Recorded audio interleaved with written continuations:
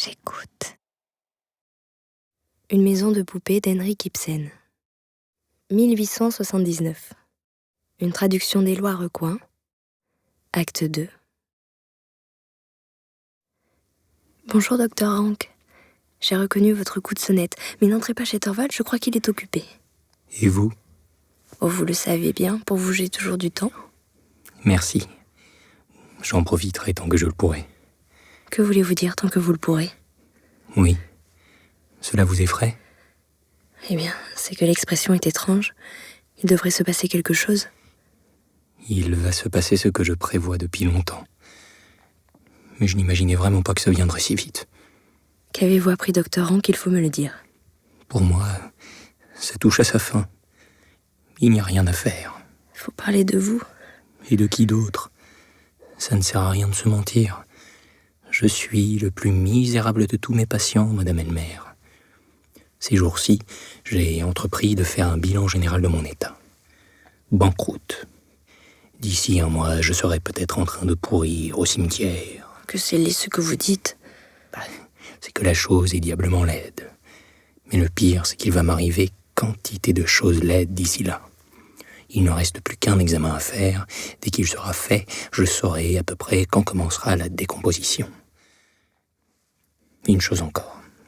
Elmer, avec sa nature délicate, a une telle répugnance pour tout ce qui est hideux, je ne veux pas de lui à mon chevet. Mais Dr. Rank... Je ne veux pas de lui. Sous aucun prétexte, je lui fermerai ma porte. Dès que j'aurai la certitude du pire, je vous enverrai ma carte de visite avec une croix noire dessus. Et alors vous saurez que l'abomination de la dévastation a commencé. Non, aujourd'hui vous êtes proprement insensé. Et moi qui aurais tant voulu vous voir de bonne humeur. Avec la mort en main. Et payer ainsi pour les fautes d'un autre. Y a-t-il une justice à ça ? Dire que dans chaque famille, il y a, d'une manière ou d'une autre, ce genre d'échéance inexorable. N'importe quoi.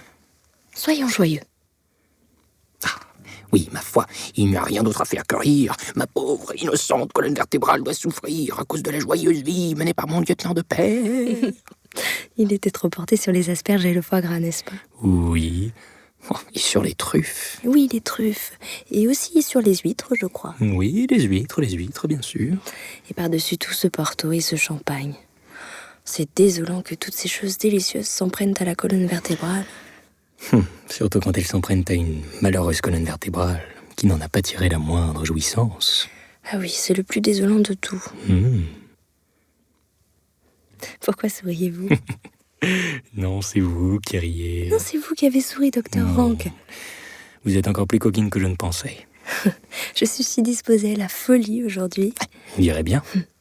Cher Dr. Rank, il ne faut pas mourir et nous quitter, Thorvald et moi. De cette perte, vous vous remettrez rapidement. Ceux qui partent sont vite oubliés. Vous croyez ? On noue d'autres liens, et puis... Qui noue d'autres liens ? C'est ce que vous ferez, vous, Elmer, quand je ne serai plus là. Vous-même, vous êtes déjà en bonne voie, il me semble. Que faisait ici cette Madame Linde hier soir ? Vous n'êtes tout de même pas jaloux de cette pauvre Christine ? Si, je le suis.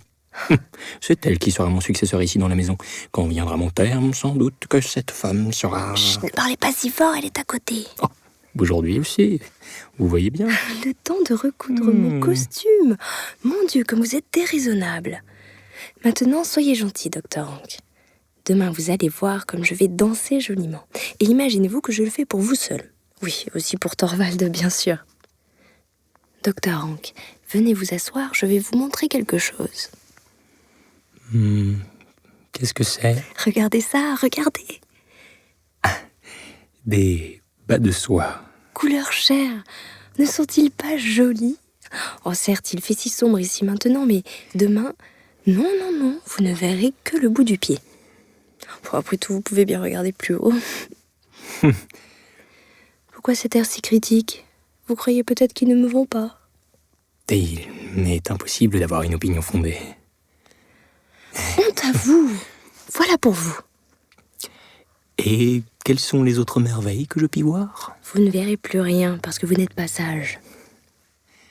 Quand je suis assis là avec vous, en toute familiarité, je ne saisis pas... Non, je ne conçois pas ce que je serais devenu si je n'étais jamais venu dans cette maison. Oui, je crois bien qu'au fond, vous vous plaisez chez nous. Et devoir quitter tout ça... N'importe quoi, vous n'allez rien quitter. Et ne pas même pouvoir laisser un modeste signe de gratitude, juste un regret fugace, rien d'autre qu'une place vide qui sera prise par le premier venu. Et si je vous demandais... Non. Quoi?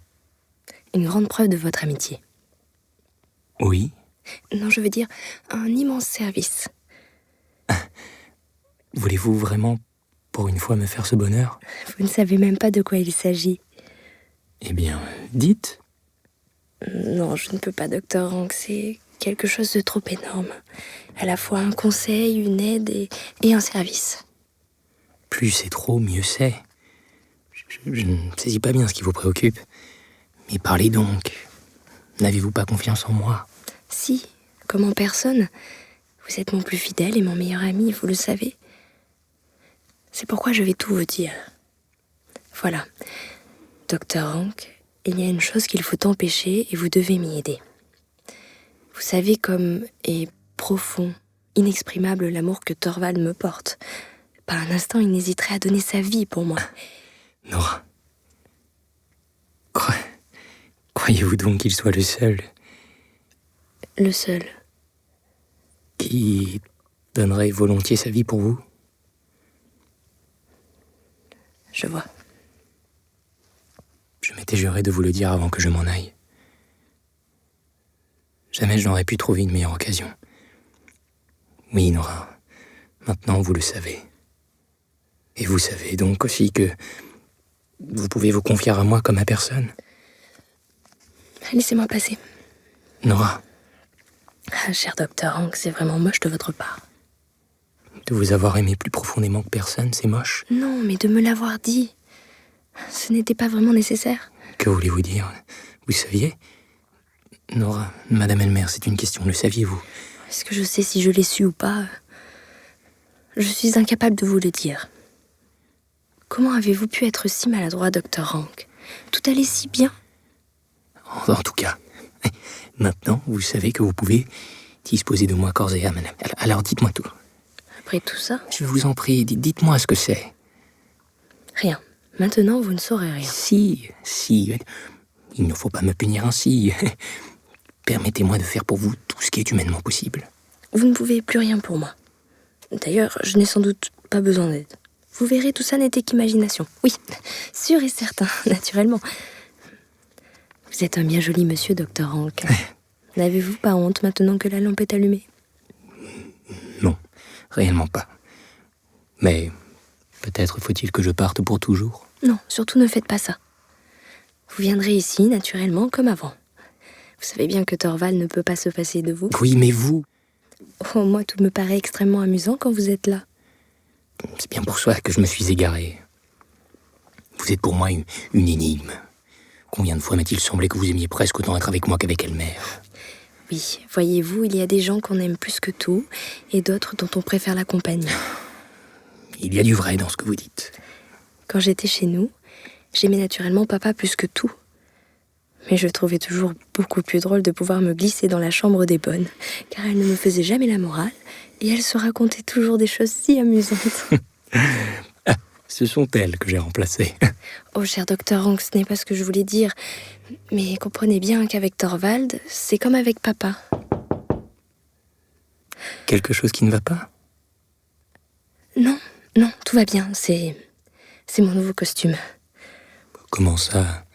Il est là, votre costume. Celui-là, oui, mais c'en a un autre. Je l'ai commandé et il ne faut pas que Thorvald sache. Ah ah!